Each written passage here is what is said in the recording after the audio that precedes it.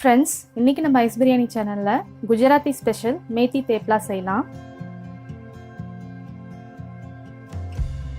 தேப்லா வந்து சப்பாத்தி மாதிரி தான். ஆனால் சப்பாத்திக்கு இருக்க வித்தியாசம் என்னன்னு பார்த்தீங்கன்னா, சப்பாத்தி வந்து நம்ம பிளெயின் கோதுமை மாவில் செய்வோம். தேப்லா வந்து கோதுமை மாவு கூட கடலை மாவு ப்ளஸ் ஏதாவது சிறுதானிய மாவு, அது கம்பு, சோளம், இல்லை திணை அரிசி, வரகு அரிசி, இந்த மாதிரி மாவு சேர்த்து பண்ணுவாங்க.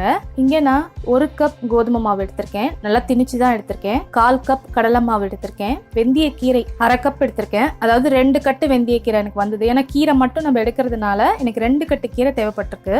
அதாவது 1/2 கப் மிளகாய் தூள் 1/2 டீஸ்பூன், கரம் மசாலா தூள் 1/2 டீஸ்பூன், மஞ்சள் தூள் 1/4 டீஸ்பூன். பிசையறதுக்கு நான் கடலெண்ணெய் எடுத்திருக்கேன். 2 டேபிள் ஸ்பூன் தயிர் எடுத்திருக்கேன். தேவையான அளவு உப்பு. நம்ம தேப்லா போட்டதுக்கு அப்புறம் மேலே தேக்கிறதுக்கு நெய் எடுத்து வச்சிருக்கேன். இப்போ இது எல்லாத்தையும் சேர்த்து நம்ம மாவை பிசைஞ்சிடலாம். வாங்க, இப்போ இது எல்லாத்தையும் நம்ம நல்லா கலந்துடலாம்.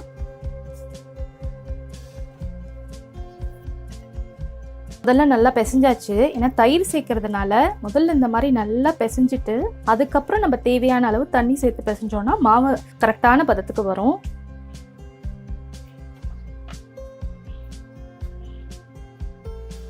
இதை நம்ம இப்போ தண்ணி சேர்த்து நல்லா பிசைஞ்சாச்சு. இப்போ இதில் ஒரு 2 டீஸ்பூன் எண்ணெய் சேர்த்துடலாம்.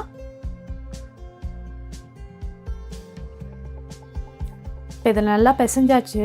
இது ஒரு 1/4 மணி நேரம் நல்லா ஊறட்டும். அதுக்கப்புறம் நம்ம தேய்ச்சிடலாம். மாவு ஒரு 15 நிமிஷம் நல்லா ஊறிடுச்சு. பாருங்க, இந்த மாதிரி சின்ன சின்ன உருண்டைகளாக எடுத்து இப்போ நம்ம தேய்ச்சிடலாம். பாருங்க, இப்போ இது நல்லா தேய்ச்சாச்சு. இதே மாதிரி மீதம் இருக்க மாவையும் தேய்ச்சிடலாம். இங்கே தோசைக்கல்ல சூடாயிடுச்சு, இதை போட்டுடலாம். இது மேலே கொஞ்சம் நெய் தடவுறேன்.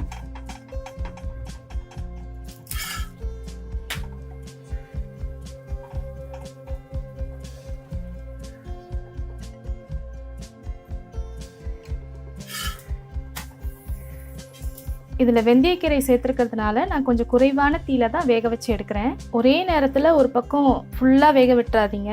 ஒரு பக்கம் கொஞ்சம் வேக விட்டு திருப்பி போட்டுட்டு அந்த பக்கத்தை வேக விட்டுட்டு திருப்பி போட்டு வேக விடுங்க. அந்த மாதிரி கொஞ்சம் சீக்வன்ஸாக பண்ணிங்கன்னா தேப்லா ரொம்ப டேஸ்ட்டாக இருக்கும். பாருங்க, இது வெந்துடுச்சு. இதை நம்ம எடுத்துடலாம். மேத்தி தேப்லா அங்கே தயாராக இருக்குது. இதை நான் அன்றைக்கி இஞ்சி பூண்டு சட்னி, மாங்காய் ஊறுகாய் கூட இன்னைக்கு சர்வ் பண்ண போகிறேன். குஜராத்திஸ் வந்து இதுக்கு அவங்க இனிப்பு மாங்காய் பச்சடி வச்சு சாப்பிடுவாங்க, இல்லை மாங்காய் ஊறுகாய் வச்சு சாப்பிடுவாங்க. இது ஒரு ஆரோக்கியமான ஒரு ரெசிபி. இதை நீங்களும் செய்து பாருங்க. செய்து பார்த்துட்டு உங்களோட கருத்துக்கள் என்னோட பகிர்ந்துக்கங்க. ஐஸ் பிரியாணி சேனலை மறக்காம சப்ஸ்கிரைப் பண்ணுங்க, லைக் பண்ணுங்க, ஷேர் பண்ணுங்க. நன்றி.